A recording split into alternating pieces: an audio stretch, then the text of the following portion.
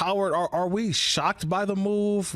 Were Phoenix always seemed to be, in contention for the in the Bradley Beal trade? But what are we thinking that's going to hold this up, or will this all finally get pushed all the way through? Well, it seems pretty clear it's going to go through. The only question is whether they might expand the deal. We've seen this in the past with several different deals. And, in fact, we saw it another Wizards deal a couple of years back involving their other all-star guard at the time, Russell Westbrook. That deal eventually was expanded when they were sending him to the Lakers. And so if I'm recalling that one correctly, yes. I'm maybe conflating that with another one. And the Anthony Davis one actually several years ago was like this too.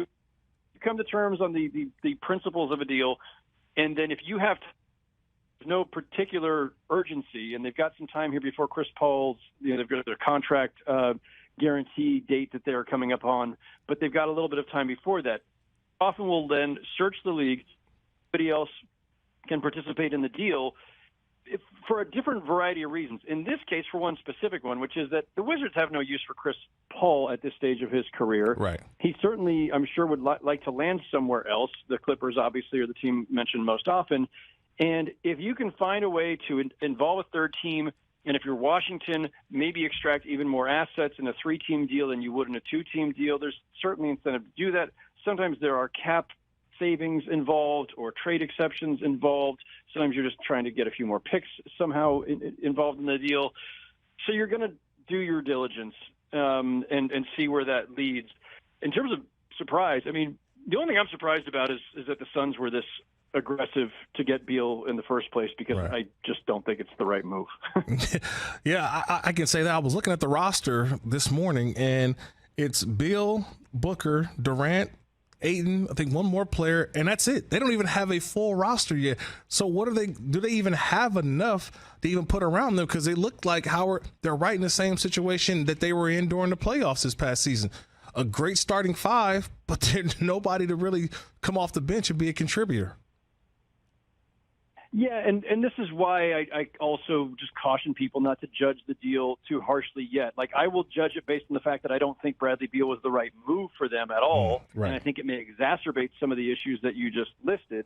But overall, we can't really judge what the Suns will be and all these question marks until the rest of the offseason plays out, right? Like, I think they're probably going to trade DeAndre Ayton and bring back multiple pieces, and that will help replenish some of the depth that they badly need. As we sit here right now, you're wondering, well, who's their point guard? Or are they going to go without a point guard? And it's just some combination of Beal and Booker and Durant handling the ball.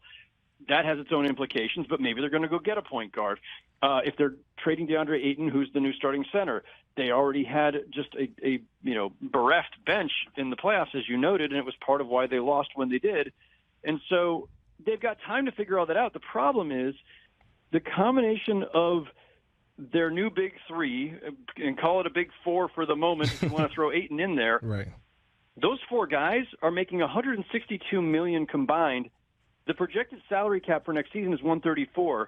The projected tax line is $162. So they're already at the projected tax line with just 4 players. And, as you, I'm sure, are aware, like, the new CBA comes into effect on July 1st and makes it far more difficult to keep adding players once you have hit these so-called aprons. And so this is the wrong time to be all in with, multiple max guys, including one in Bradley Beal, who can't even stay healthy. Chris Paul in this trade for Bradley Beal could be a buyout situation, which makes him a free agent. How do you see Chris Paul, who I think is the biggest name, but does have at least a bit of contribution left in him for a franchise that thinks that they can win a world championship? How do you see Chris Paul, this situation for him? How does he handle it? Well, his family's still in L.A. And has been ever since his Clipper days, and I think probably Chris Paul is going to try to do everything possible to get as close to L.A. as possible, or back to L.A. Maybe the Clippers get in on this trade with the Wizards and Suns, and he lands there anyway. Maybe he ends up somewhere else, and he does have. It's half of his 30. It's like $31 million on his contract, and like $15 million is guaranteed. So if they waive him, the date's coming up in a week or so. If you waive him, The one thing that I'm hearing about a former number 1 overall pick in Zion Williamson, chatter in New Orleans that possibly he's trying to force his way out, or the trade discussions for Zion Williamson. Is it obviously the injury history is something that you just can't predict, but it has been a key to why the Pelicans haven't been good over the last couple seasons. But is there really a possibility of trading Zion Williamson, you think, to get one of these top draft choices to come in on Thursday? Hard to say. It's interesting, considering that Zion's a former number 1 overall pick. Yeah. Considering that at the time he was picked, we were talking about him as being possibly the best pick since LeBron James. And given that when he has played at an absolutely just incredible level, a dominant level. For a guy with that profile, I will nevertheless say this. I don't know what his trade value is, and I'm not sure across the league if you could get a consistent feel for what his trade value would be, because he's on a max deal paying him well over, I think, $250 million. He's, injured for 2/3 of every season of his career so far. He's now got some off-court stuff that we don't need to go into that right. I think just casts some more doubts about his judgment and his maturity. Correct. And I listen, if you're the Pelicans, I could totally see the motive in wanting to trade him for somebody more reliable. You've got other good players in Ingram and CJ McCollum and Herb Jones and this young group of players that I think have a lot of promise, and maybe you just want to move forward. But if you're another team out there, you're taking on all the risks that the Pelicans are now trying to shed. Point. So, yeah, I agree with you on the I saw that. It rubbed me the wrong way, the international, part that, if I was an American, as you said, if I was an American, Booker, Durant, one of these players, that certainly would bother me also. While we're here, what did you think of John Morant getting suspended for 25 games? I thought that's what it was going to be. I went on, I went into the dark place on Twitter, and people were like, I actually went in and read comments when I think I might have said something about, I guess it was just maybe how much he got fined, and people were like, oh, it should have been 50. This, should have been a year. I was like, well, I thought if it was 50, that he would have definitely filed a grievance, and that probably would have been reduced to 25. I think the league saw that as a sweet spot. We'll see if he files a grievance. I thought it was going to be that number. Gilbert Arenas was 50 games because they basically had a gun, an old Western gun draw in the locker room. That was a little bit different than what this was. Yeah, I was setting the over under at 20.5, and I was taking the over, but under 30.5. This was one of the debates we had over drinks during the finals one night. So it was not unexpected. I will say it's interesting, and the NBA got into this in their statement to some degree. If you go back and look at gun-related suspensions, Arenas is a totally different thing. That's in the locker room. That's guns in the facility. Totally, that's just over here. Steven Jackson shot a gun outside a strip club.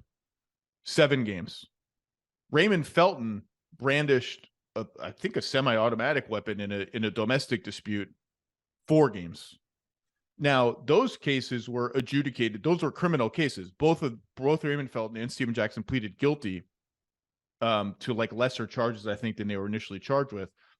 But those are real things, 7 games and 4 games under David Stern.